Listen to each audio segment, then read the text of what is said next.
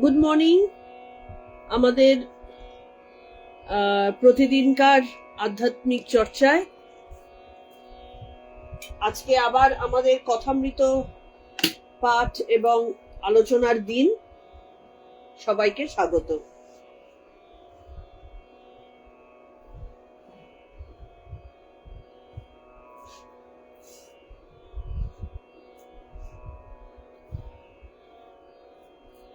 অনেকদিন বাদে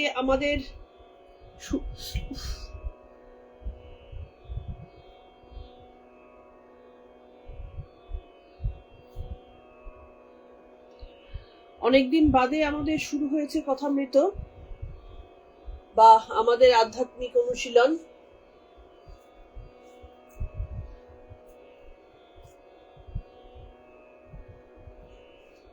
তোমরা কারা কারা উপস্থিত থাকতে পেরেছো আজকে আমাকে একটুখানি হাই হ্যালো করে জানাও।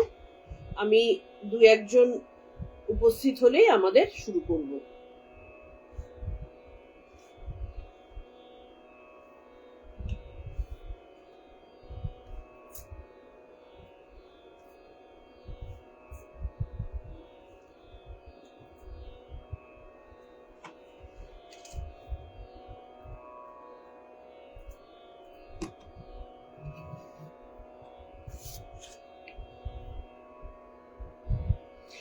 আমাদের আগের দিন পড়া হয়েছিল, মানে গতকাল আমাদের পড়া হয়েছিল মাতৃসেবার প্রয়োজনীয়তা বা ইম্পর্টেন্স কতটা ঠাকুর সেটা হাজরা মহাশয়কে শিক্ষা দিয়ে বা তাকে বলে তার মানে মানসিকভাবে হাজরা মহাশয় হয়তো সন্ন্যাস অবস্থা তার মধ্যে এসেছিল, কিন্তু তারপরেও বাড়িতে তার যাওয়া মায়ের কাছে কতটা প্রয়োজন সেইটা তিনি তাকে বুঝিয়ে জবরদস্তি তার মা দেখতে চেয়েছেন, মায়ের শরীর খারাপ, সেইটা কতটা দরকারি, যে মাতৃসেবা এটা যে আমাদের কতটা দরকার সেটা আজকালকার দিনে তো আরো বিশেষ করে জানা প্রয়োজন। কারণ আজকালকার দিনে আমাদের যত দিন যাচ্ছে সম্মান প্রদর্শন এই ব্যাপারটা মানুষের মধ্যে ধীরে ধীরে চলে যাচ্ছে এবং সেটা বাবা মার সাথেও ঘটছে। যে কোনো কারণেই হোক সেই শিক্ষার অভাব আমরা অনেক জায়গাতে দেখতে পাই, সবার কথা নয় কিন্তু অনেক ক্ষেত্রে আমরা এটা দেখতে পাই। তো সেই কারণে আমাদেরকে ঠাকুর শেখাচ্ছেন কথামৃতের মাধ্যমে, কথামৃতকার আমাদের কাছে ঠাকুরের বাণী পৌঁছে দিচ্ছেন এবং সেখানে আমরা দেখতে পাচ্ছি যে কিভাবে আমাদের ইয়ের দরকার আছে।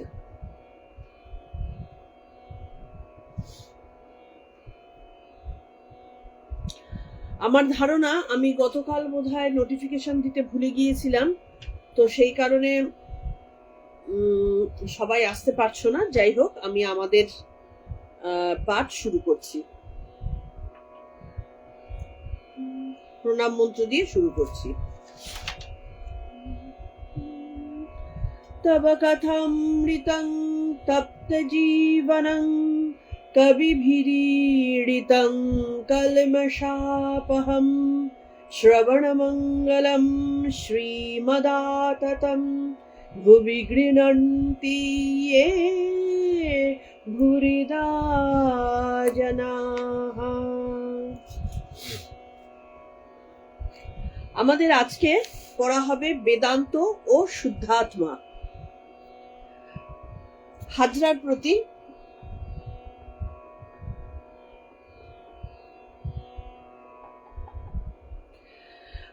প্রতি ঠাকুর বলছেন, তুমি শুদ্ধাত্মাকে ঈশ্বর বলো কেন?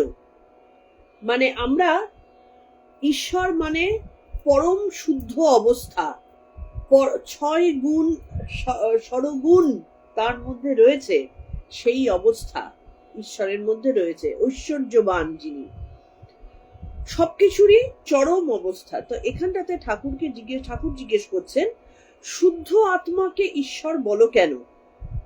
শুদ্ধাত্মা নিষ্ক্রিয়, 3 অবস্থায় সাক্ষী স্বরূপ, যখন সৃষ্টি স্থিতি প্রলয় কার্য ভাবি তখন তাকে ঈশ্বর বলি। শুদ্ধাত্মা কিরূপ? যেমন চুম্বক পাথর অনেক দূরে আছে কিন্তু ছুঁচ নড়ছে, চুম্বক পাথর চুপ করে আছে নিষ্ক্রিয়। শুদ্ধাত্মা ঈশ্বরকে আমরা কি বুঝি? যখন ঈশ্বরকে আমরা দুই ভাগে ভাগ করে ফেলি, বা ঈশ্বর যখন নিজেকে দুই ভাগে ভাগ করেন, পুরুষ ও প্রকৃতি, তখন পুরুষ স্থির থাকেন, প্রকৃতি সৃষ্টি স্থিতি প্রলয়ে রত হন। আর শুদ্ধাত্মা হচ্ছেন তিনি পুরুষ ভাব, তিনি পুরুষ অবস্থায় নিষ্ক্রিয় অবস্থায় তিনি থাকেন। ঠাকুর এখানটাতে ঈশ্বর কাকে বলে, ঈশ্বর বলতে আমরা কি বুঝি? আমরা জানি যে সাধারণ মানুষ যাকে ঈশ্বর বলে, ভগবান বা ঈশ্বর বলে, তাকেই কিন্তু জ্ঞানীরা ব্রহ্ম বলেন। তাহলে ব্রহ্ম নিষ্ক্রিয়, আমরা সাধারণ মানুষ বলি ঈশ্বর। সেই ঈশ্বর আসলে কি? ঈশ্বরকে তিনি বলছেন যে যখন সৃষ্টি স্থিতি প্রলয় কার্য হচ্ছে তখন তিনি ঈশ্বর। আর শুদ্ধাত্মা যিনি, তিনি পুরুষ, তিনি স্থির অবস্থায় থাকেন। যেমন উদাহরণ দিচ্ছেন, চুম্বক পাথর অনেক দূরে আছে কিন্তু ছুঁচ নড়ছে। চুম্বক যেমন থাকে দূর থেকেও লোহাকে যেমন নড়াতে পারে, ঠিক তেমনি বিশুদ্ধ আত্মা বা ব্রহ্ম, যিনি ব্রহ্মের সাথে লয় হয়ে গেছেন, বিশুদ্ধ আত্মাই তো ব্রহ্মের সাথে লয় হয়ে যান। সেই বিশুদ্ধ আত্মা যখন ব্রহ্মের সাথে লয় হয়ে যাচ্ছেন তখন তাকে বলা হয়, তখন তিনি পুরুষ হিসাবে ওই রকম প্রকৃতির সাথে তার কানেকশনটা ঘটে। যেমন চুম্বক পাথর চুপ করে বসে আছে, বিশুদ্ধ আত্মা চুপ করে বসে থাকে কিন্তু ছুঁচ নড়তে থাকে। অষ্টম পরিচ্ছেদ, সন্ধ্যা সঙ্গীত ও ঈশান সংবাদ। গুড মর্নিং অনামিকা, গুড মর্নিং বুলা।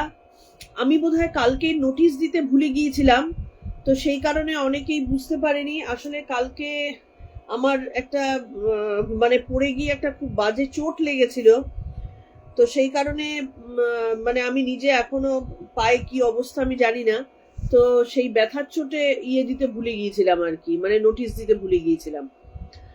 তো যাই হোক, অনামিকার পক্ষে যদি সম্ভব হয় তাহলে একটুখানি আমাদের ওই গ্রুপে মেসেজটা করে দে যে আমাদের লাইভ চলছে।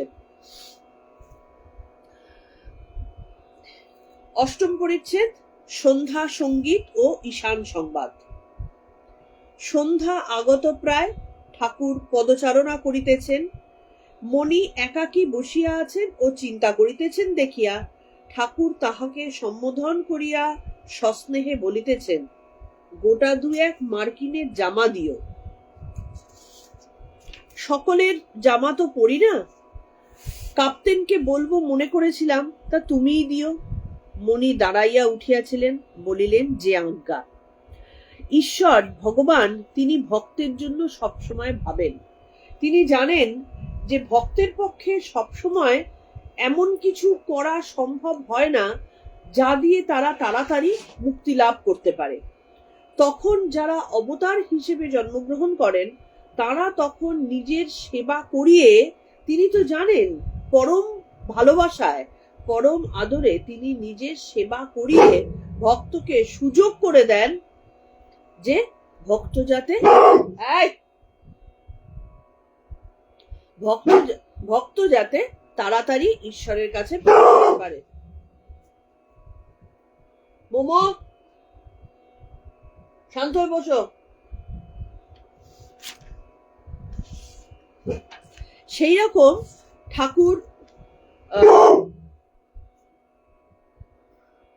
ঠাকুর মণিকে বললেন যে তুমি আমাকে একটা জামা কিনে দিও।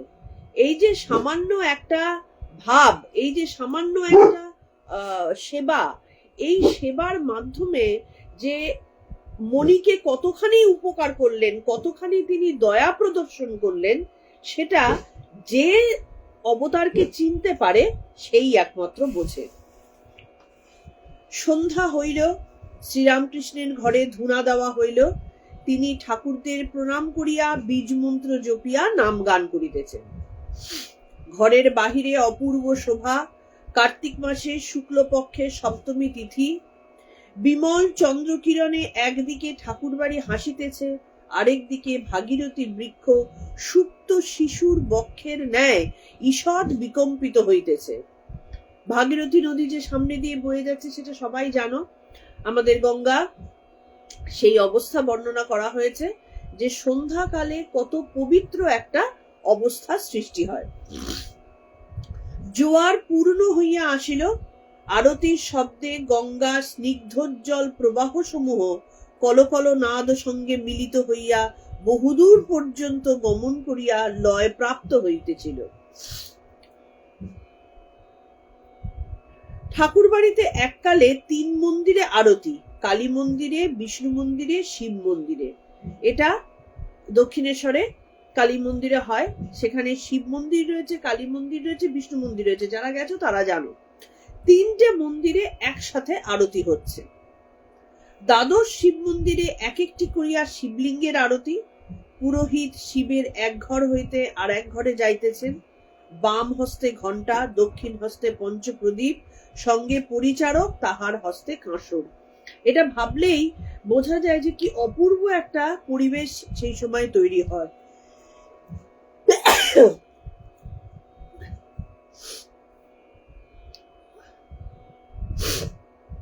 আরতি হইতেছে, তৎসঙ্গে ঠাকুরবাড়ির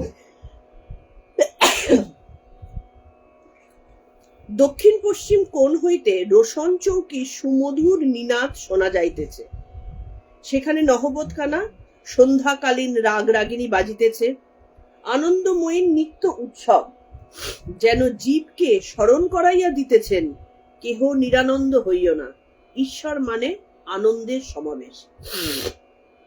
সেই ভাব কথামৃতকার বুঝতে পারছেন। এটাই আমাদের সাথে যারা শুদ্ধ চিত্ত, যারা ঈশ্বরের কে অনুভব করতে পারছেন, তারা তাদের সাথে আমাদের এটাই পার্থক্য। আমরা যদি কোথাও একটা ঘন্টার ধ্বনি শুনি হয়তো একটু ভালো লাগবে, কিন্তু সেটাকে নিয়ে আমরা তার ভেতরে যে আনন্দটা রয়েছে সেটা হয়তো আমরা এড়িয়ে যাব। গঙ্গায় যখন জোয়ার আসে তার যে কুলকুল শব্দ হয়, ঘন্টার ধ্বনির সাথে সেই শব্দের মেলবন্ধনটা কত সুন্দর একটা পবিত্র পরিবেশ সৃষ্টি করতে পারে, সেটা আমাদের মনে ছাপ হয়তো ফেলবে না। কারণ আমরা অধিকাংশ লোকেই খুব স্থূল চিন্তা নিয়ে বাঁচি। একমাত্র সূক্ষ্ম চিন্তনের মানুষের মধ্যেই প্রকৃতির চতুর্দিকে যে আনন্দ এবং চতুর্দিকে যে একটা সৌন্দর্যের বাতাবরণ রয়েছে সেটা আমরা অনুভব করতে পারি না। কোথাও যদি বেশি ঘন্টা ধ্বনি কি কাঁসর বাজে, আমরা হয়তো কিছুটা অনেক সময় বিরক্তও হতে পারি, যে অনেকেই হয়, এটা আমার নিজের চোখে দেখা, যে কি এত আওয়াজ করছে। কিন্তু শাঁখের আওয়াজ, ঘন্টার ধ্বনি, কাঁসর ধ্বনি, তার সাথে এইরকম একটা পরিবেশ, এটা যে কতখানি আনন্দ ঘন একটা ব্যাপার আনতে পারে সেটা কিন্তু সবাই বোঝে না।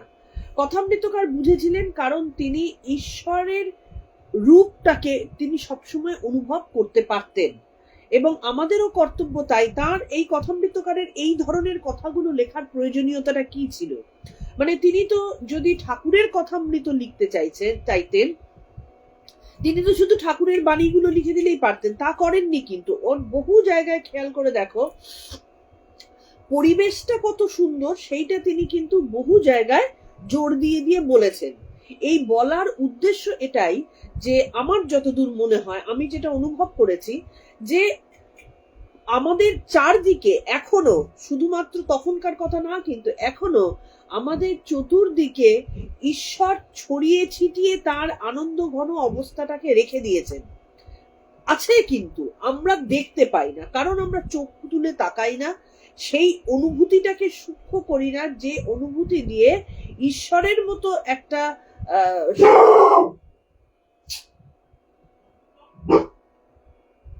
এক মিনিট, হ্যাঁ রিক, হ্যাঁ রিক, এই মোমোকে বার করে দে তো, বার কর, আমার লাইফে অসুবিধা হচ্ছে, বার কর। যা যাও যাও যা, বন্ধ করে দে। তাহলে সেই অনুভবটাকে বোঝার, সেই সৌন্দর্যটাকে দেখার জন্য আমাদের স্থূল অনুভূতি নিয়ে থাকলে তো হবে না। তাহলে স্থূল অনুভূতির সামনে সূক্ষ্ম অনুভূতি কোনোভাবেই প্রকাশ পায় না। তো সেই জিনিসটা আমাদের এখানে বোঝা প্রয়োজন যে আনন্দময়ী নিত্য উৎসব জগতে, আনন্দময়ী যে সব সময় আনন্দ করছেন সেইটা বোঝার জন্য কিন্তু আমাদের সেইভাবে মন প্রাণকে তৈরি করতে হয় এবং জোর করে তৈরি করতে হয় কিছুটা। সেই তৈরিটা করলে তখন কিন্তু মানুষের মনের মধ্যে নিরানন্দ আর জায়গা পায় না।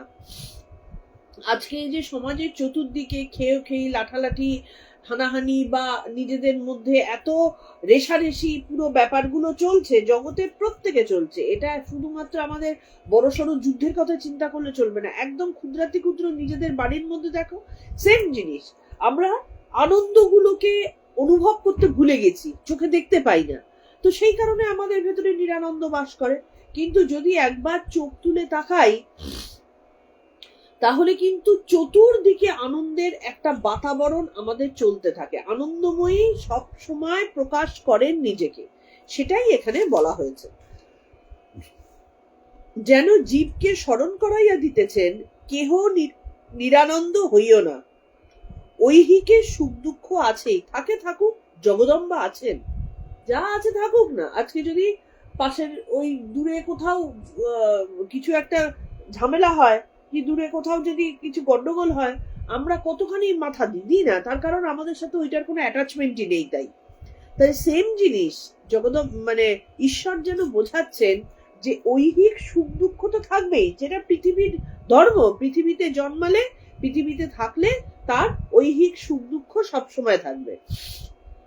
কিন্তু তার মানে এই নয় যে জগৎ শুদ্ধ নিরানন্দে ভরে গেছে, তা না। কিন্তু আমরা দেখলে সেগুলোকে যদি ওই পদ্ম পাতায় জলের মতন করে বার করে দিই, তাহলে আমাদের ভেতরে কিন্তু আনন্দের কোনো ঘাটতি হয় না।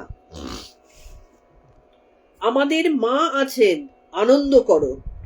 দাসীপুত্র ভালো খেতে পায় না, ভালো পড়তে পায় না, বাড়ি নাই, ঘর নাই, তবু বুকে জোর আছে, তার যে মা আছে, মা ঠিক ব্যবস্থা করে দেবে। মার কোলে নির্ভর, পাতানো মা নয়, সত্যকার মা। আমি কে, কোথা থেকে এলাম, আমার কি হবে, আমি কোথায় যাব, সব মা জানেন। আমরা দেখো যখন বয়স বাড়ে, শরীরে একটু ব্যথা বেদনা হয়, আমরা কত চিন্তিত হয়ে পড়ি, নিজের জন্য হই, নিজের প্রিয়জনের জন্য হই। অথচ এটা একটু ভেবে দেখি না যে আমাদের কি কিছু করার আছে? কারোর শরীর খারাপ হয়েছে, আদৌ ডাক্তারটা ভালো পাবো কিনা, বা শরীর খারাপ হলে তাকে কতটা নিরাময় করতে পারবো, সেইটা কি আমাদের করার মতন ক্ষমতা আছে? কিচ্ছু নেই। কিন্তু পুরোটাই কিন্তু ঈশ্বর আছেন, তাই সমস্ত কিছু হচ্ছে। যদি ঈশ্বর মনে করেন যে এর শ্বাস ফুরিয়ে এসেছে, তার শ্বাস ফুরিয়ে যাবে, এর দুঃখ পেতে হবে, তাহলে পেতে হবে, কর্মফলের মাধ্যমে তাকে পেতে হবে, কর্মফলের কারণে। কিন্তু আমরা অহম বোধে এমন ভাবে নিজেদেরকে বেঁধে ফেলে রাখি, আমরা দুঃখ পাই, আমরা ভাবি আমরাই করছি, আমরা ওদেরকে দেখলে তবে ওরা ঠিক থাকবে, অথচ কোনোটাই কিন্তু আমাদের হাতের বাইরে। কিন্তু যদি আমি ভাবি যেটা হচ্ছে মা করবেন, এবার তারপরে আমি যদি ভেবে নিয়ে আবার বসে থাকি যে মা তো করবেন, ডাক্তার এসে নিয়ে যাবেন, সেই জোর কিন্তু আমাদের নেই। সেটা থাকে স্বামীজির মতন মানুষের। তিনি যেমন একেবারে বলেছিলেন যে যখন পরিভ্রমণে বেরিয়েছিলেন, তখন একেবারে খিদে প্রাণ যাচ্ছে, তিনি একদম পরীক্ষা করার জন্য, যদি ঈশ্বর করেন তবেই আমি খাবো, না হলে খাবো না। সেই ভাবার মতন মনের জোর আমাদের নেই। আমরা কি করতে পারি? আমরা আমাদের কর্মটুকু করতে পারি, যে আমাকে কর্মটা করতে হবে, আমাকে ডাক্তারটা ডাকতে হবে, আমাকে এখানে দৌড়তে হবে। এই জিনিসগুলো সব আমরা কর্তব্য করব, কিন্তু জেনে করব যে এই যুক্তিটাও ঈশ্বরই আমাকে দিয়েছেন, এই ব্যবস্থাটাও ঈশ্বরই করেছেন, তাই আমাকে করতে হবে, সেই কারণে আমি করছি। তো আমরা সেইভাবে মায়ের কাছে সবকিছু ছাড়তে পারি না। কিন্তু যদি একবার ছেড়ে দেখি, যা বুঝছেন, যা করছেন, তোমার সংসার তুমি বুঝবে। তাই বলছেন যে কে অত ভাবে, আমার মা জানেন, আমার মা যিনি দেহ, মন, প্রাণ, আত্মা দিয়ে আমায় গড়েছেন, আমি জানতেও চাই না। যদি জানবার দরকার হয় তিনি জানিয়ে দেবেন। অত কে ভাবে মায়ের ছেলেরা সব আনন্দ করো, এই ভাবটা আমরা আনতে পারি না। এটা হচ্ছে আমাদের দুর্বলতা, বিশ্বাস নেই মায়ের প্রতি। বাহিরে কৌমুদী প্লাবিত জগৎ হাসিতেছে। কৌমুদী মানে চাঁদ, তাহলে কৌমুদী প্লাবিত মানে চন্দ্রকিরণ দ্বারা জগৎ হাসিতেছে। কক্ষ মধ্যে শ্রীরামকৃষ্ণ হরি প্রেমানন্দে বসিয়া আছেন, ভেতর হরিপ্রেমে ভর্তি। ঈশান কলিকাতা হইতে আসিয়াছেন, আবার ঈশ্বরীয় কথা হইতেছে। ঠাকুরের এইটা বিশেষত্ব ছিল, তিনি অহরহ সর্বদা 24 ঘন্টা তিনি ঈশ্বরীয় কথাতেই থাকতেন, ঈশ্বরীয় কথার বাইরে এমন কোনো কথা বলতেন না। যদি কোনো অথচ তিনি কিন্তু পূর্ণ ইয়ার্কি ফাজলামো ফষ্টি নষ্টি সমস্ত কিছু করছেন, কিন্তু সব ঈশ্বরীয় ভাবে। আবার ঈশ্বরীয় কথা হইতেছে।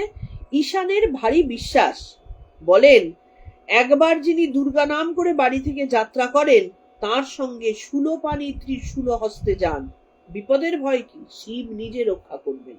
এই বিশ্বাসটা হচ্ছে চরম বিশ্বাস, যে আমি শিবের নাম করে বেরিয়েছি, আমি ঈশ্বরের নাম করে বেরিয়েছি, আমার ক্ষতি হয় এমন সাধ্য কার, ক্ষতি করে এমন সাধ্য কার, কিচ্ছু হবে না। এই ভাবনা আমরা মায়েরা কি ভাবতে পারি আমাদের সন্তানের জন্য, যে আমরা মনে করছি সন্তান আমার, আমাকে রক্ষা করতে হবে। সন্তান তার, ঈশ্বরের নাম শুধু তারা যখন বেরোচ্ছে তাকে করে দেওয়া, রক্ষা তিনি করবেন। আমরা দুশ্চিন্তায় ভুগি। তা এই দুশ্চিন্তা করার অধিকারও কি আমাদের আছে? কিচ্ছু নেই। তার জিনিস আমরা ভেবে মরছি, রক্ষা তিনিই করবেন। এই বিশ্বাসে ঈশ্বর লাভ। ঈশানকে কর্মযোগ উপদেশ। শ্রীরামকৃষ্ণ ঈশানের প্রতি, তোমার খুব বিশ্বাস, আমাদের কিন্তু অত নাই। ঠাকুর বলছেন আবার, সকলের হাস্য, বিশ্বাসেই তাকে পাওয়া যায়। তাহলে আমাদের কত রকম ঈশ্বরকে পাবার উপায় আছে, সেটা ঠাকুর কিন্তু বলে দিচ্ছেন, যে বিশ্বাস একটা বিশাল বড় জিনিস। বিশ্বাসে মিলায় বস্তু, তর্কে বহুদূর। যত তর্ক বিচারের দিকে যাবে তত ঈশ্বর দূরে পালান। আমাদের বিশ্বাস যে তিনি আমার সাথে আছেন, তিনি আমার ভালোটাই করবেন। আমাদের কি হয়, যখনই কোনো বিপদে পড়ি, যখনই কোনো ঝামেলা হয়, সবার আগে ঈশ্বরকেই গালিটা দিই, যে ঈশ্বর কেন আমার এরকম করলেন, আমি তো কোনোদিনও পাপ করিনি, ঈশ্বর কেন করলেন। ঈশ্বর ভালো ছাড়া খারাপ কারোর জন্য কিচ্ছু করেন না। এই বোধটা মনের মধ্যে আনাটা আমাদের বিশেষ প্রয়োজন। ঈশান, আজ্ঞা হাঁ। শ্রীরামকৃষ্ণ, তুমি জপ, আহ্নিক, উপবাস, পুরস্চরণ এইসব কর্ম করছো তো, তা বেশ। যার আন্তরিক ঈশ্বরের উপর টান থাকে, তাকে দিয়ে তিনি এইসব কর্ম করিয়ে লন। ফল কামনা না করে এইসব কর্ম করে যেতে পারলে নিশ্চিত তাকে লাভ হয়। গীতার কথা তিনি বলছেন, কর্মযোগের কথা।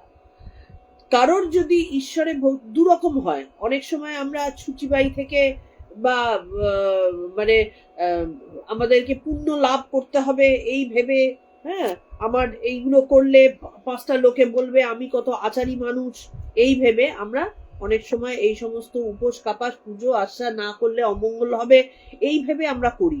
কিন্তু ঠাকুর বলে দিলেন, যদি বিশ্বাস থাকে তাহলে সেই বিশ্বাসে তোমার যেটা কর্তব্য সেটা ঈশ্বর তোমাকে দিয়ে করিয়ে নেবেন। তখন কিন্তু আমাদের মনের মধ্যে ওই ভাব আসবে না যে এটা করলে আমার পুণ্য হবে, এটা করলে আমার সংসারের মঙ্গল হবে, এটা না করলে আমার ক্ষতি হবে, এই ভাবে কেউ করবে না।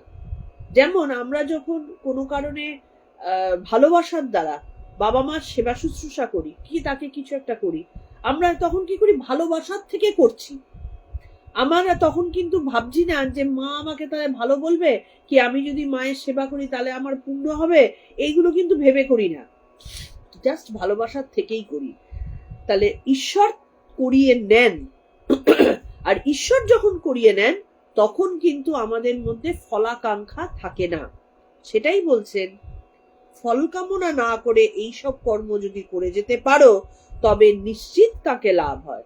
কিন্তু এটা ভেবে, এইটা যদি কেউ পড়ে, এমন অনেকে ভাবতেই পারে তার মানে নিশ্চিত তাকে লাভ হয় বলেছে, উপোস আহ্নিক জপ এগুলো করতে থাকো, গাঁটের মতন সে ঝামেলা হচ্ছে তাও আমি এইটা খাবো না, ওটা করব না, বাড়িতে অসুবিধা হচ্ছে তাতেও প্রবলেম। এইগুলো কেন করছি? কারণ এখানে এই যে কথামৃতে বলা আছে ঈশ্বর লাভ হবে, এইভাবে করলে তাহলে কোনো লাভ নেই। তার মানে বিশ্বাস না, তুমি তার মানে পরীক্ষা করছো ঈশ্বরকে। যদি বিশ্বাস হয় তাহলে অটোমেটিক্যালি আসবে। বৈধি ভক্তি ও রাগ ভক্তি, কর্ম ত্যাগ কখনো? শাস্ত্রে অনেক কর্ম করতে বলে গেছে, তাই করছি, এইরূপ ভক্তিকে বৈধি ভক্তি বলে। এই মাত্র যেটা বলা হলো, শাস্ত্রে বলেছে তাই করছি। আর এক আছে রাগ ভক্তি, যে সেটি অনুরাগ থেকে হয়, ঈশ্বরে ভালোবাসা থেকে হয়, যেমন প্রহ্লাদের। সে ভক্তি যদি আসে আর বৈধি কর্মের প্রয়োজন হয় না।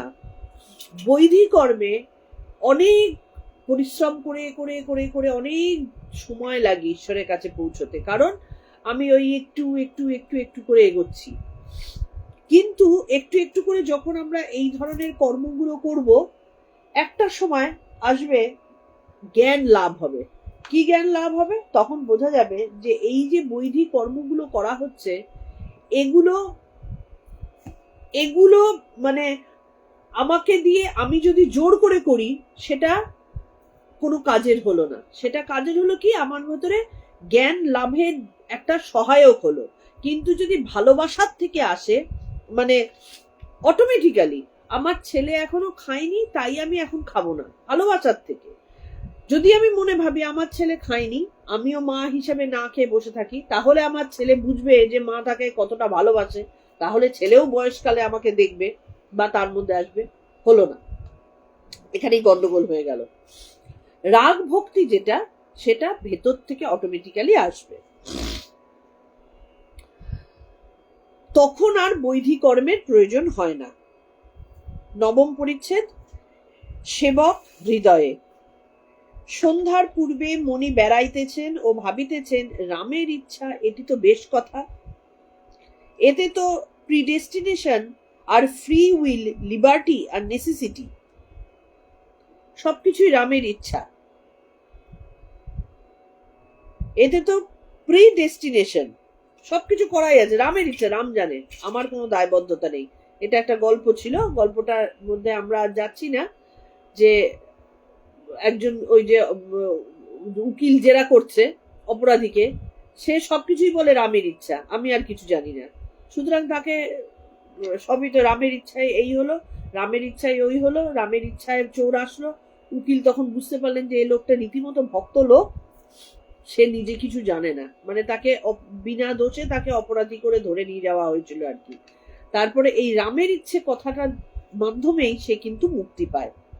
তা সেটাই বলছেন যে এসব ঝগড়া মিটে যাচ্ছে, আমায় ডাকাতে ধরে নিলে রামের ইচ্ছায়, আবার তামাক খাচ্ছি রামের ইচ্ছায়, আমি ডাকাতি করছি রামের ইচ্ছায়, পুলিশে ধরলে রামের ইচ্ছায়, আমি সাধু হয়েছি রামের ইচ্ছায়, আমি প্রার্থনা করছি, হে প্রভু আমায় অসৎ বুদ্ধি দিও না, আমাকে দিয়ে ডাকাতি করিও না, এও রামের ইচ্ছা। তাহলে কেউ যদি ডাকাতি করে, এই যে লোকটার কথা বলা হয়েছে, ডাকাতি করলো কিন্তু সে সম্পূর্ণভাবে রামের কাজ প্রতি নিবেদিত প্রাণ হয়ে করলো, সেই কারণে জজ সাহেব বুঝতে পারলেন যে এ লোকটার কোনো দোষ নেই, ডাকাত ধরে নিয়ে গিয়ে তাকে দিয়ে করিয়েছে।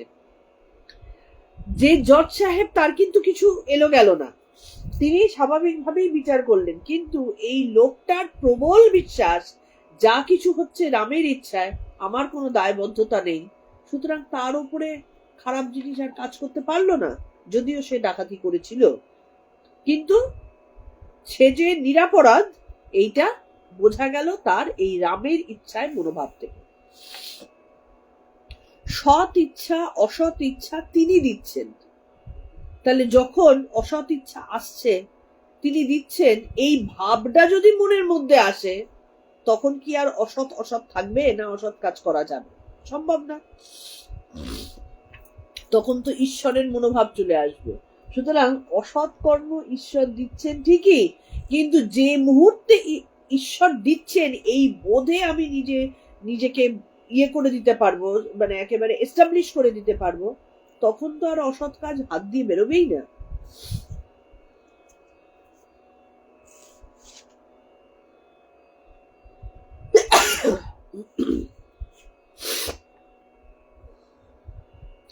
তবে একটা কথা আছে, এইমাত্র যেটা বললাম আর কি, একটা কথা আছে, অসৎ ইচ্ছা তিনি কেন দেবেন, ডাকাতি করার ইচ্ছা তিনি কেন দেবেন?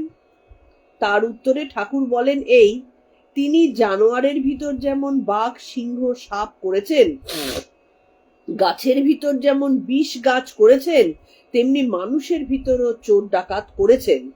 কেন করেছেন তা কে বলবে, ঈশ্বরকে কে বুঝবে? কিন্তু তিনি যদি সব করেছেন, সেন্স অফ রেসপন্সিবিলিটি তো যায়, তা কেন যাবে? মানে এটা, এই বিচারগুলো হচ্ছে মনির ভেতরে আসছে, যে তিনি যদি সব করেছেন তাহলে সেন্স অফ রেসপন্সিবিলিটি এটা তো থেকেই যায়, তা কেন যাবে? ঈশ্বরকে না জানলে, তার দর্শন না হলে রামের ইচ্ছা এই 16 আনা বোধই হবে না। উত্তর, আমি যদি মুখে বলি যে আমার রামের ইচ্ছায় আমার এই সংসার হয়েছে, রামের ইচ্ছায় আমি এই খারাপ কথাটা বললাম, রামের ইচ্ছায় আমি এই জিনিস কিনলাম, এটা আমরা বলতে পারি না। এটা তখনই বলা যায়, হ্যাঁ মুখ দিয়ে তো বার করে ফেলাই যায়, মুখ দিয়ে তো কত কথাই আমরা বলি, কিন্তু মুখ দিয়ে বার করে ফেলা যায় তখনই যখন অন্তর থেকে সেই বোধ প্রতিষ্ঠিত হয় যে এটা আমি করছি না, পুরোটাই রামের ইচ্ছায় আমার হাত দিয়ে জড় পদার্থের মতো, মেশিনের মতো কাজগুলো হচ্ছে। এই বোধটা যদি আসে, তখন আর রামের ইচ্ছায় মানে অকাজ কুকাজ আর হয় না। তাকে লাভ না করলে এটি এক আধবার বোধ হয়, আবার ভুল হয়ে যাবে। তার মানে কোনো সময় মানুষের ভেতর তো বেসিক্যালি চৈতন্যময়, মানুষের ভেতরে তো চৈতন্য আছে, সেটা ঢাকা পড়ে আছে অজ্ঞানতার দ্বারা। তো সেইখান থেকে মাঝে মধ্যে স্পার্ক হিসেবে আসে, কিন্তু যেহেতু আমরা ঈশ্বরকে জানি না, বুঝি না, সেই কারণে সেটা হয়ে যায়, আবার বেরিয়ে যায় আর কি। যতক্ষণ না পূর্ণ বিশ্বাস হয় ততক্ষণ পাপ পুণ্য বোধ, রেসপন্সিবিলিটি বোধ থাকবেই থাকবে। তাহলে যতক্ষণ না পূর্ণভাবে জানা হচ্ছে ঈশ্বরকে, ততক্ষণ অবধি আমরা প্র্যাকটিসের মধ্যে আছি, রেসপন্সিবিলিটি নিতেই হবে। ভুল করলে তার দায়বদ্ধতা তুমি যদি রামের ঘাড়ে চাপিয়ে দাও, যে রামের ইচ্ছায় সব হচ্ছে, ঈশ্বরের ইচ্ছায় আমার এই কাজটা করতে হচ্ছে, হবে না, তোমাকে কর্মফল ভোগ করতেই হবে, কারণ রেসপন্সিবিলিটি নিতে হবে। তুমি ঈশ্বরকে জানোনি, তুমি মুখের কথা বলছো, নিজের দায়ভার এড়াতে গিয়ে বলছো। কিন্তু ঈশ্বরকে যদি একবার জেনে ফেলা যায়, তখন বোঝা যাবে যে আমার ইচ্ছেতে কিছুই হচ্ছে না, কোনো কিছু, সেই তখন আমি বলতে পারি রামের ইচ্ছে।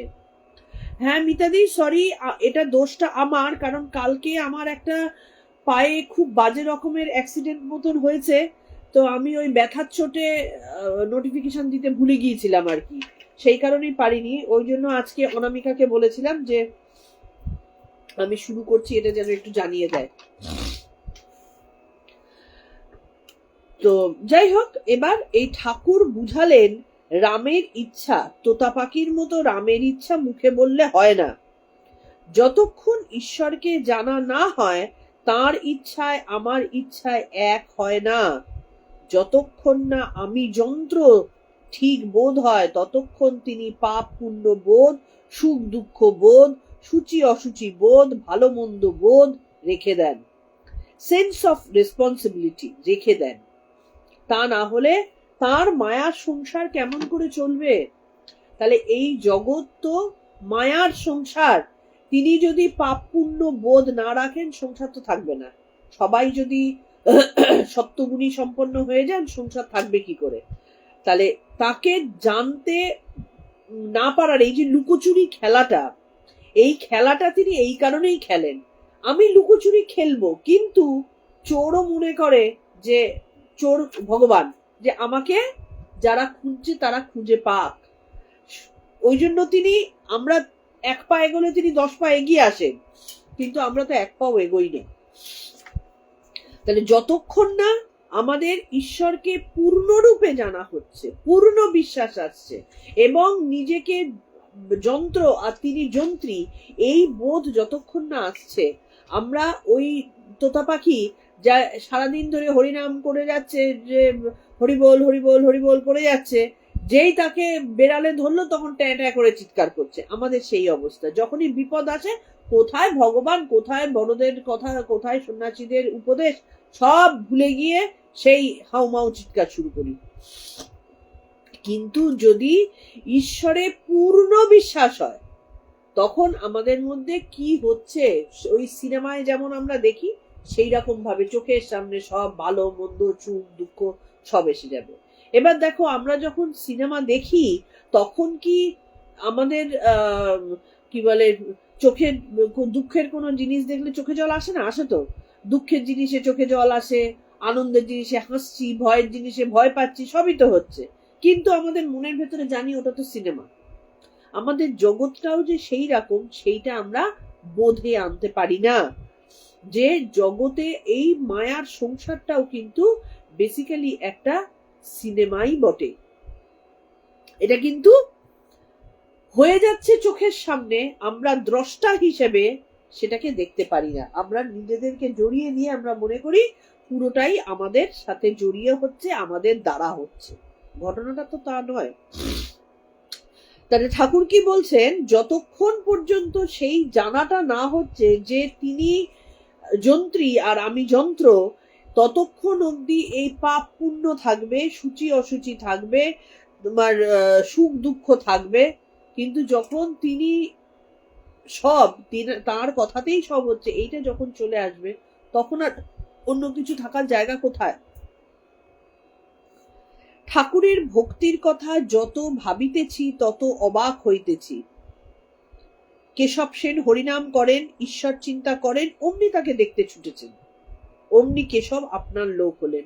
তাহলে এটা দেখো, ঠাকুর কতখানি মানে ঈশ্বর প্রবণ, মানে কিরকম ছিলেন। কোথাও একটু ঈশ্বরের কথা হচ্ছে, একটু ঈশ্বরের ছোঁয়া দেখা গেছে, তিনি ছুটলেন তাকে আপনার করতে। কেশব সেনকে ভালোবাসি কেন?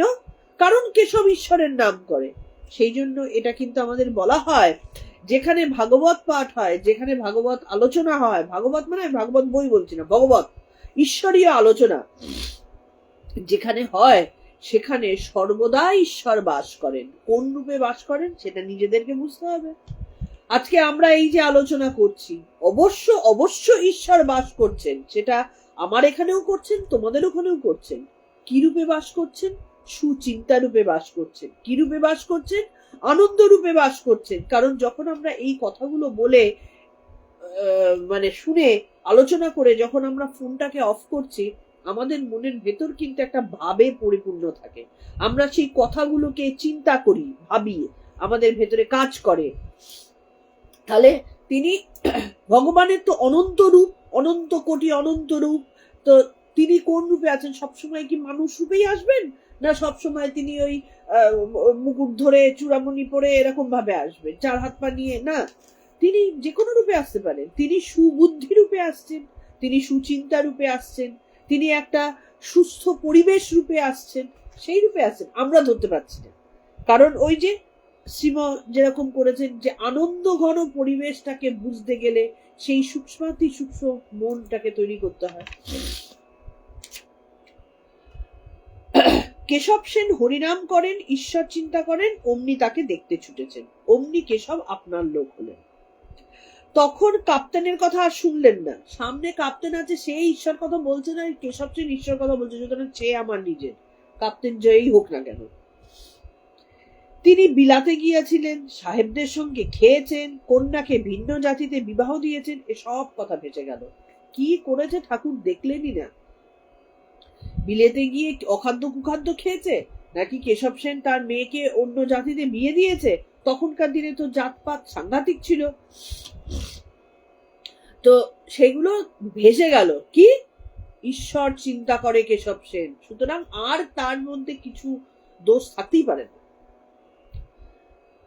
কুলটি খায় কাঁটায় আমার কি কাজ, আমি কুল খাবো, ঈশ্বরের চিন্তা করেছে সে, সুতরাং আমার সেটাই দরকার। বাদ বাকি তার আনুষঙ্গিক কিছুর জন্য দরকার, আমরা কিন্তু সেটা করি না। আমরা যখন একটা লোকের সাথে মিশি, খেয়াল করে দেখবে এগুলোই কিন্তু আমাদের দুর্বলতা হয়। এগুলো, সেই লোকটা আমার সাথে ভালো ব্যবহার করছে, সেই লোকটা আমার উপকার করছে, তারপরেও আমি তার ভেতর দেখতে চাই। ও ভেতরে কি করছে, ও অমুকের সাথে কিভাবে সম্পর্কে জড়িত আছে কিনা, ও বাড়িতে বউকে পেটায় কিনা, আমার দেখার কি দরকার। আমরা যেটা পাচ্ছি সেই অনুযায়ী আমাদের মধ্যে যদি ভাব প্রকাশিত হয়, প্রত্যেকের সাথে আমাদের সুসম্পর্ক থাকবে, আমরা সেটা করি না। এবং সেটা উভয় পক্ষে হতে হয়। আমি একজনকে ভালো ভাবলাম, তার ভালোটাই আমি দেখলাম, এটা আমার তো উপকার হলো বটে, কিন্তু পরে খবর পেলাম সে আমার নামে অন্যের কাছে কিন্তু খারাপ কথা বলে এসেছে। সেইটা আমাদের মনের ভেতরে রিয়াক্ট করে, কারণ আমরা অত দৃঢ় চেতা হতে পারিনি। এটা দুদিন আগেই আমার সাথেই ঘটেছে। আমি ভেবে নিচ্ছি তাদেরকে ভীষণ আমার প্রিয়, আমার ভালো, এই 2-4 দিন আগেই ঘটা ঘটনা। আমি তাদের সাথে খুব সুন্দর হাসি ঠাট্টা মজা করে গেলাম, পরে জানতে পারলাম আমার অ্যাবসেন্সে আমারই নামে তারা ভালো করে মানে আমার চব্যচস্য উদ্ধার করে এসছে আর কি। তো সেইটা দুরকম হতে পারে। এক, আমার মনের মধ্যে যদি দুঃখ আনতো, আর এক আমি ইগনোর করলাম। ঈশ্বরের পরম কৃপায় আমি সেটাকে ইগনোর করতে পেরেছি এবং সেটাকে মনে আনতে পারিনি। কিন্তু কি, আমাকে সাবধান হয়ে যেতে হবে। আমাদের এখন সেই উন্নত চরিত্র নয়, কিন্তু ঠাকুর উপদেশ দিচ্ছেন সেইটাই করতে হয়। আমাদের উন্নতি এইভাবেই ধাপে ধাপে হয়, যে আমরা ধীরে ধীরে নিজেকে সেই পর্যায়ে যাতে নিয়ে যেতে পারি। ভক্তি সূত্রে সাকারবাদী নিরাকারবাদী এক হয়, হিন্দু মুসলমান খ্রিস্টান এক হয়, চারি বর্ণ এক হয়, ভক্তিরই জয়, ধন্য শ্রীরামকৃষ্ণ তোমারই জয়। তাহলে শ্রীরামকৃষ্ণ এখানে ঠাকুরের বিচার হচ্ছে। সেবক যিনি, তার ভেতরে ঠাকুর সম্পর্কে কি মনোভাব, ঠাকুর কিরকম, তার বিচারটা এখানটাতে উল্লেখ করা হয়েছে। যে যখন ভক্তি ভাব আসছে, তখন অন্য জাত পাত, তার উচ্চতা নিচতা সব ভেসে শেষ হয়ে যাচ্ছে। সে আমার। মহাপ্রভু জড়িয়ে ধরছেন এক একজনকে। মহাপ্রভু সেই মহাপণ্ডিত, যাকে তর্কে কখনো হারানো যেত না, ওই রকম পরম অনন্ত সুন্দর পুরুষ, সবাইকে জড়িয়ে ধরছেন। মেরেছিস কলসিন কানা, তাই বলে কি প্রেম দিব না?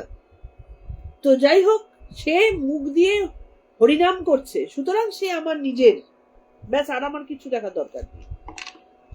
তাহলে এই যে আমরা কথামৃত পড়ি, গীতা পড়ি বা ইয়ে করি, এগুলো পড়ে আমাদের লাভটা কি হয়? লাভ হচ্ছে এইটা, আমরা মনুষ্যত্বের দিকে এক পা করে এগিয়ে যাই। এইগুলো কিন্তু আমাদের ভেতরে রয়েছে। আমরা এক পা করে সেই চেতনাটাকে জাগ্রত করতে পারি, যা আমাদের হৃদয় থেকে মুছে যাচ্ছে। যে আমি একজনকে সামনে খুব ভালো ব্যবহার করলাম, পেছনে গিয়ে তার নামে দুটো খারাপ কথা বলে আসলাম, কেন? যে সে তার বাড়িতে বউয়ের সাথে, কি বউটা তার বরের সাথে খারাপ ব্যবহার করে। আমার তার ভেতর দেখার তো দরকার নেই। সে আমার সাথে সবসময় ভালো কথা বলেছে, আমার কাছে এটাই যথেষ্ট, সুতরাং সে আমার নিজের। এটাই বলছে ভক্তিরই জয়। তাহলে এই ভাবটা আসে কোথা থেকে? ভক্তির থেকে। ধন্য শ্রীরামকৃষ্ণ তোমারই জয়, তুমি সনাতন ধর্মের এই বিশ্বজনীন ভাব আবার মূর্তিমান করিলে। তাহলে সনাতন ধর্ম আমাদের কি শেখায়? বিশ্ব মাতা হতে শেখায়, বিশ্ব পিতা হতে শেখায়, বিশ্বকে নিজের একাত্ম বোধ শেখায়, সবাই আমরা নিজের, এই বোধ শেখায়। তাহলে সেটাই মূর্তিমান করিলে ঠাকুর নিজে প্রমাণ করে দেখালেন। তোমার এক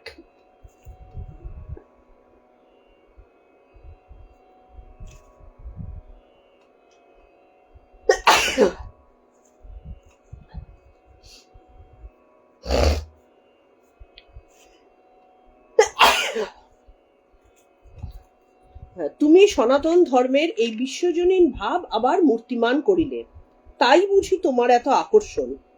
সব ধর্মাবলম্বীদের তুমি পরম আত্মীয় নির্বিশেষে আলিঙ্গন করিতেছ। তোমার এক কোষ্ঠী পাথর ভক্তি। তুমি কেবল দেখো অন্তরে ঈশ্বরের ভালোবাসা ও ভক্তি আছে কিনা। এইটা যদি পুরো জগৎ দেখতো, আমাদের জগতে কিন্তু এত হানাহানি হতো না, ধর্ম নিয়ে এত লাঠালাঠি হতো না। এক তো হিন্দু, মুসলিম, খ্রিস্টান, বৌদ্ধ, জৈন, শিখ লাঠালাঠি চলছে, আমারটা ভালো ওরটা খারাপ। সুতরাং এইটা আজকে আমাদের দুই দেশের মধ্যে যুদ্ধ বাজছে কি জন্য? এক পক্ষ মনে করছে যে এই হিন্দু সনাতন ধর্মটা খারাপ, আমার ধর্মটা ভালো, সুতরাং তাদের সবাইকে সেই ধর্মে টেনে নিয়ে আসো, সুতরাং সবাইকে আমার ধর্মে আনো। আরেকটা ধর্ম ভাবছে যে না, আমাদের যিশুই সব থেকে ভালো, আমাদেরটাই ভালো, ওদেরটা খারাপ, সুতরাং ওদেরকে কনভার্ট করো। তাহলে এই যে মানসিকতা, আমারটা ভালো ওরটা খারাপ, এই মানসিকতার থেকেই তো আমাদের যত হানাহানি। কিন্তু সেই সবাই যে এক ঈশ্বর থেকেই পুরো ব্যাপারটা হচ্ছে, সেই ঈশ্বর যে আমার ঈশ্বর যা তোমার ঈশ্বরতা, এই বোধটা কারোর মধ্যে নেই দেখেই আমাদের এত গন্ডগোল। ঠাকুর সেইখানে দেখছেন যে বিশ্বজনীন ভাব সব ভালো, কোন ধর্মাবলম্বী যারা তাদেরকে ছোট করে দেখছেন না। তোমার মধ্যে ঈশ্বরীয় ভাব আছে, তাই তুমি আমার। সে যে ঈশ্বর নামেই ডাকো, পানি বলো, জল বলো, ওয়াটার বলো, সব একই। যদি তা থাকে সে তোমার পরম আত্মীয়। হিন্দুর যদি ভক্তি দেখো অমনি সে তোমার আত্মীয়। মুসলমানের যদি আল্লাহর উপর ভক্তি থাকে সেও তোমার আপনার লোক। খ্রিস্টানদের যদি যিশুর উপর ভক্তি থাকে সেও তোমার পরম আত্মীয়। তুমি বলো যে সব নদী ভিন্ন দিক দেশ হইতে আসিয়া এক সমুদ্র মধ্যে পড়িতেছে, সকলেরই উদ্দেশ্য এক সমুদ্র। তাহলে আমাদের উদ্দেশ্যটা কি? যে আমরা নিজের জায়গা দখল করব, জমি দখল করব, নাকি আরো বেশি করে আমরা আমাদের ঈশ্বরীয় ভক্তির দিকে নিজেকে নিয়ে যাব? উদ্দেশ্যটা কি? এই বিচারটা সবসময় প্রত্যেকটা মানুষকে করতে হয় যে আমার উদ্দেশ্য কি। আমার উদ্দেশ্য ঈশ্বরের পদপ্রান্তে যাওয়া, তাকে জানা, তাকে বোঝা। এইটা না করে আমরা যদি আমার ঈশ্বর ভালো ওরটা খারাপ, সেই জন্য ওকে আমার পথে নিয়ে আসতে হবে, এই মনোভাবে আলটিমেটলি আমি তো লুজার হলাম। আমি তো ঈশ্বরীয় ভাব ছেড়ে তাকে তার ধর্ম পরিবর্তনের দিকে আমি মনোযোগ বেশি দিলাম, আমার লাভটা কোথায় হলো? তাহলে সকলেরই উদ্দেশ্য এক সমুদ্র। এইটা যদি আমি ভাবি যে ও যা করছে ভালোর জন্য করছে, এবং এটাকে আমি জাস্ট নিজের বিচারের জন্য বলছি, এই ভাবটাকে আমরা যদি আমাদের পরিবারের মধ্যেও নিয়ে আসি, তাহলে কিন্তু আমাদের এই যে এত ডিভোর্স, এত লাঠালাঠি, এত মন কষাকষি হয় না।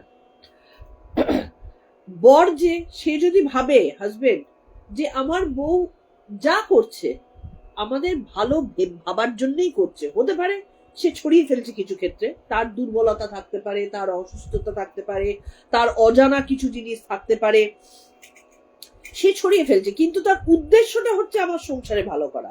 ঠিক একই রকম ভাবে বউও যদি ভাবে যে সে যাই করুক না কেন, লোকটাও ভাবছে যে আমার ভালো হবে কিসে, সংসারে ভালো হবে কিসে, তার হয়তো প্রসেসটা আলাদা, আমার প্রসেসে সে চলছে না, কিন্তু তার উদ্দেশ্যটা এক, তাহলে কিন্তু আর লাঠালাঠি থাকে না। খেয়াল করে দেখবে, কিন্তু আমরা সেটা করি না। আমরা সব সময় চেষ্টা করি যেই বিয়েটি হলো সংসারটা আমার মতন করে চালাতে।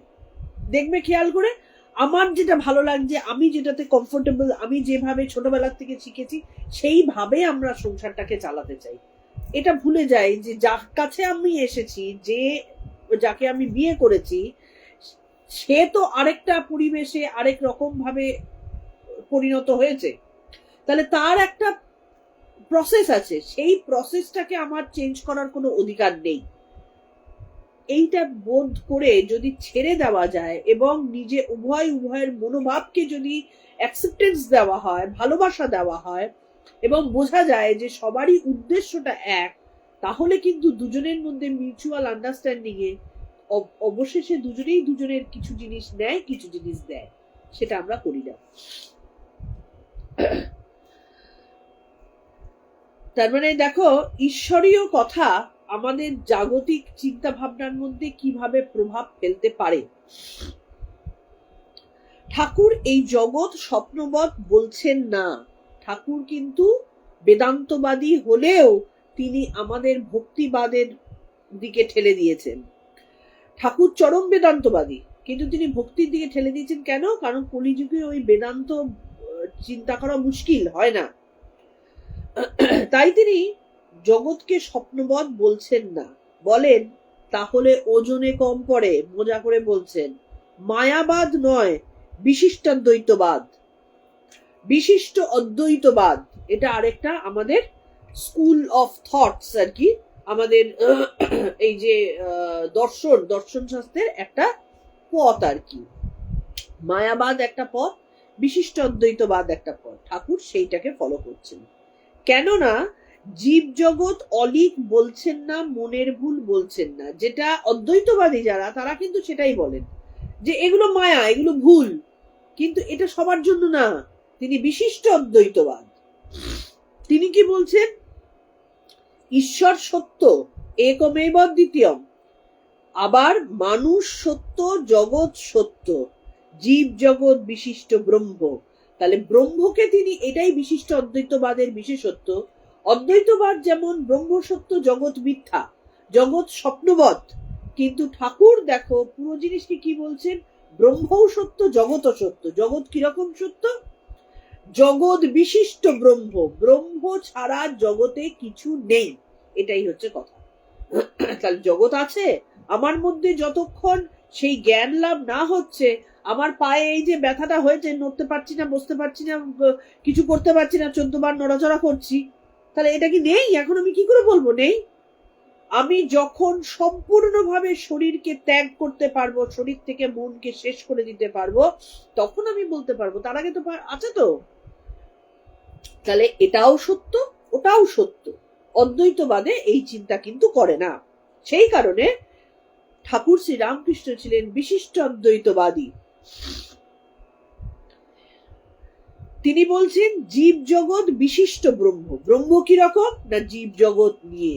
যেমন মা ষষ্ঠী তার ছানাপোনা সবাইকে নিয়ে তিনি মা হয়ে বসেছেন। সেই ছানাপোনা না থাকলে মা ষষ্ঠী কই? এটাই হচ্ছে কথা। বিচি খোলা বাদ দিলে সব বেলটা পাওয়া যায় না। ঠাকুর উপমা দিচ্ছেন যে আমরা যখন বেল কিনি, তখন কি আমরা বেলের খোসাটা বার করে বিচি বাদ দিয়ে শুধুমাত্র শাঁসটা কিনি না? তাহলে তো ওজনে কম পড়ে যাবে। আমরা গোটা বেলটাই কিনি, এবার আমরা সেখান থেকে আমাদের মতন করে চেঁচে বার করে নিই। শুনিলাম এই জগৎ ব্রহ্মাণ্ড মহা চিদাকাশে আবির্ভূত হইতেছে, আবার কালে লয় হইতেছে। মহা সমুদ্রে তরঙ্গ উঠিতেছে, আবার কালে লয় হইতেছে। আনন্দ সিন্ধু নীরে অনন্ত লীলা লহরী। এই পুরো ব্রহ্মাণ্ডের মধ্যে এটাই তো হয়। জগৎ একবার প্রকাশিত হয়, আবার লয় হয়, প্রকাশিত হয়, লয় হয়। এটাই ঈশ্বরের খেলা। এ লীলার আদি কোথায়, অন্ত কোথায়, তাহা মুখে বলিবার জো নাই, মনে চিন্তা করিবার জো নাই। আমরা কিন্তু সত্যি ভাবতে পারি না এগুলো। মানুষ কতটুকু, তার বুদ্ধি বা কতটুকু। শুনলাম মহাপুরুষেরা সমাধিস্থ হয়ে সেই নিত্য পরম পুরুষকে দর্শন করেছেন, নিত্য লীলাময় হরিকে সাক্ষাৎকার করেছেন। অবশ্য করেছেন, কেননা ঠাকুর শ্রী রামকৃষ্ণ বলিতেছেন, তবে এ চর্মচক্ষে নয়, বোধ হয় দিব্যচক্ষু যাহাকে বলে তাহার দ্বারা। আমরা চোখ দিয়ে বাইরের জগৎ দেখি, আমরা চোখ দিয়ে কখনো ভেতর দেখি না। যতক্ষণ না ভেতর দেখছি, ততক্ষণ অবধি কিন্তু আসল বস্তুর সন্ধান আমরা পাবো না। এই ভেতর দর্শন করেই তবে, আত্মদর্শন করেই তবে ঈশ্বরের ব্যাপারটা বোঝা যায়। যে সেই চক্ষুকে দিব্য চক্ষু বলে। যে দিব্যচক্ষু পাইয়া অর্জুন বিশ্বরূপ দর্শন করেছিলেন, যে চক্ষুর দ্বারা ঋষিরা আত্মার সাক্ষাৎকার করেছিলেন, যে দিব্যচক্ষুর দ্বারা ঈশা তাহার স্বর্গীয় পিতাকে অহরহ দর্শন করিতেছেন, সে চক্ষু কিসে হয়? আমাদেরও তো মনে ভাব এগুলো আসে না? ঈশান এইগুলোই ভেতরে পাচ্ছে। ঠাকুরের মুখে শুনিলাম ব্যাকুলতার দ্বারা হয়। এখন সে ব্যাকুলতা হয় কেমন করে? সংসার কি ত্যাগ করতে হবে? কই, তাও তো আজ বললেন না। ঠাকুর তো কখনো ঈশান চিন্তা করছেন, কই ঠাকুর তো সংসার ত্যাগের কথা বললেন না। তাহলে আমাদের ভেতরে এই যে যে কার্যের দ্বারা, যে মানসিকতার দ্বারা, যে ভালোবাসার দ্বারা আমরা ঈশ্বরকে অনুভব করতে পারবো, সেই দিব্য দৃষ্টি পাবো যা দিয়ে সেই পরম পুরুষকে দেখা যায়, কই সেটা তো হলো না। সেই আকুলতা কোথায়? খেয়াল করে দেখো, আমরাও কিন্তু ঈশ্বরের অনুভূতি পেতে চাই, ঈশ্বরীয় আনন্দ পেতে চাই। মনে হয় যেন একটুখানি বসলে, যদি চোখ বন্ধ করলে ঈশ্বরের সাক্ষাৎকার হয়। সবার মনে হয় কিনা? নিশ্চয়ই হয়। কিন্তু তার জন্য কি দরকার? ঠাকুর বলছেন ব্যাকুলতা। তাহলে ব্যাকুলতা, একটা ফটোকে দেখে ব্যাকুলতা হয় কি? একটা মূর্তিকে দেখে, বড়জোর সুন্দর দেখে, যার মন খুব সূক্ষ্ম মন, একটা সুন্দর জিনিস দেখে একটা মনে একটা কিছু হলো সাময়িক, সেই ব্যাকুলতা, তার জন্য প্রাণ আকুপাকু করা, পারছি না, তোমাকে দেখা দিতেই হবে, তোমাকে ছাড়া আমি জগৎ অন্ধকার দেখছি, এই যে একটা হাপড়ের মতো টান, ভালো লাগছে না তোমাকে ছাড়া, আসে কি? আমি জানি না, আমার জানা নেই, হয়তো অনেকের আসে। তাহলে এই চক্ষুটা কোথার থেকে পাওয়া যায়? সেই ব্যাকুলতাটা কোথার থেকে পাওয়া যায়? ঠাকুরের মুখে শুনিলাম ব্যাকুলতার দ্বারা হয়। তাহলে সেই ব্যাকুলতা কি করে হয়? সংসারে থেকে ব্যাকুলতা আসে কি? আমরা সবাই বলি, এবং আমাদের অনেক, কাউকে ছোট না করে আমি বলছি, অনেক বড় বড় জ্ঞানীরা, অনেক সন্ন্যাসীদের মুখেও আমি এই ডিভিশন দেখেছি। সংসারে থাকলে একটা কিছু নিচুর দিকে আর কি, মানে একটা দিকে ছোট, সন্ন্যাসী হলে একটু বড়, এরকম ডিভিশন। ঠাকুর কিন্তু তা বলেননি। ঠাকুর বারবার বলছেন, একটা মা বলছেন, একটা সন্ন্যাসীকে কিন্তু ডিপেন্ড করতে হয় গৃহীর কাছে। গৃহীকে ছোট করে দেখো না, আবার গৃহীকেও ডিপেন্ড করতে হয় সন্ন্যাসীর কাছে। উভয়ে সমান সমান সহাবস্থানে থাকে। কিন্তু সেই কথা যে তোমাকে সংসার ত্যাগ করতে হবে, এটা তো বললেন না। যোগীরাজ শ্রী শ্যামাচরণ লাহিড়ী, তিনি কি ছিলেন? তিনি তো গৃহী ছিলেন, একজন চাকুরিজীবী ছিলেন। একবারও তো বলেননি সংসার ত্যাগ করার কথা। তার মানে আমাদের সংসারে থেকেও সেই ব্যাকুলতা আনা যায়, যদি প্রতিদিন প্রতি মুহূর্তে এক হাত সংসারে, এক হাত ঈশ্বরকে ধরে রেখে আমরা প্রতিদিন যদি নিজেদেরকে চালনা করতে পারি, তাহলে এই ভাব আনা যায়। তাকে চিন্তা করা। মা বলছেন, মাকে যখন জিজ্ঞেস করা হচ্ছে শ্রীশ্রীমাকে যে ঈশ্বরে ভালোবাসা কি করে আসে, মা বলছেন এই জপে মন কি করে বসে। তখন মা উত্তর দিচ্ছেন কি, আরো বেশি করে জপ করলে বসে। আমার জপ করতে ভালো লাগছে না, পায়ে ঝিঝি ধরছে, পিঠ চুলকাচ্ছে, মন চঞ্চল হচ্ছে, ওদিকে রান্নার চিন্তা হচ্ছে, মন তো বসছে না। কি করতে হবে? আরো বেশি করে করতে হবে, মনকে শাসন করতে হবে। করতে করতে করতে করতে আমাদের ধীরে ধীরে জিনিসটা আসবে। তাহলে আজকে আমাদের সেবক হৃদয়ে ঠাকুরের চিন্তা এবং ঈশ্বরীয় চিন্তা, এই যে বিচার, যেটা এই মনি ভাবছেন, এই চিন্তাটাকেই কিন্তু বিচার বলে, এইভাবে ভাবনাকেই কিন্তু বিচার বলে। আমাদেরও যখন এই পাঠ শেষ হয়ে যাবে, আমরা ঝপ করে সাংসারিক চিন্তায় ডুবে যাই, বাধ্য হই, কিন্তু মনের কোনায় কোথাও একটা রেখে দিতে হয়, এইটা আজকে শুনলাম, এটা আজকে ভাবলাম, বা ঠাকুরকে নিয়ে এই রকম ভাবনা মনি ভেবেছেন, তাহলে আমার ভেতরের ভাবনাটা কি? এইরকম যদি চিন্তা করতে করতে কাজকর্ম করা যায়, তাহলে কিন্তু অটোমেটিক্যালি আমাদের ঈশ্বরের প্রতি একটা ভালোবাসা জন্মে যায়। আজকে সবার কাছে আমি খুব ক্ষমা চাইছি, আমি নোটিশ কালকে দিতে পারিনি, কারণ কালকে আমার পায়ে একটা ছোটখাটো অ্যাক্সিডেন্ট মতন হয়েছে, সে অস্বাভাবিক ব্যথা, সেই কারণে আমি ব্যথার চোটে নোটিশ ফটিশ সব মাথায় উঠে গিয়েছিল, ভুলে গিয়েছিলাম আর কি। তো যাই হোক, যারা যারা আসতে পারোনি, আমাদের এইটা খুব ইম্পর্টেন্ট একটা বিষয় কিন্তু আজকে কথামৃতে আলোচনা হয়েছে, সেটা তোমরা করো, মানে আমাদের একবার লাইভটা শুনে নিও। আজকের থেকেই বলে দিচ্ছি, আগামীকালটা আমি লাইভে আসতে পারবো না। মঙ্গলবার দিন থেকে আমাদের গীতার ক্লাস আবার শুরু হবে, পঞ্চম অধ্যায়। আমি নোটিশ দিয়ে দেব, মনে করে দিয়ে দেব। শুধু আগামীকালটা আমার একটুখানি বাইরে আমার মেয়ের কলেজে যেতে হবে, সেই কারণে আমার কাজ আছে। আমি সামনে মঙ্গলবার দিন থেকে গীতারটা শুরু করব। আর আজকে যারা শুনতে পাওনি আমার নোটিশ না দেওয়ার জন্য, তারা একটু লাইভটা প্রথম থেকে দেখে নিও। প্রণাম মন্ত্র দিয়ে আজকে শেষ করছি। ওম স্থাপকায় চ ধর্মস্য সর্বধর্ম স্বরূপিণে অবতার বরিষ্ঠায় রামকৃষ্ণায় তে নমঃ। নিরঞ্জনন নিত্যমনন্তরূপম ভক্তানুকম্পাধৃতম বিগ্রহম বৈ ঈশাবতারম পরমেশমীড্যং ত্বং রামকৃষ্ণ শিরসা নমামঃ। ঠাকুরমা স্বামীজির পায়ে আমার প্রণাম জানিয়ে আজকে আমাদের কথামৃত পাঠ শেষ করছি।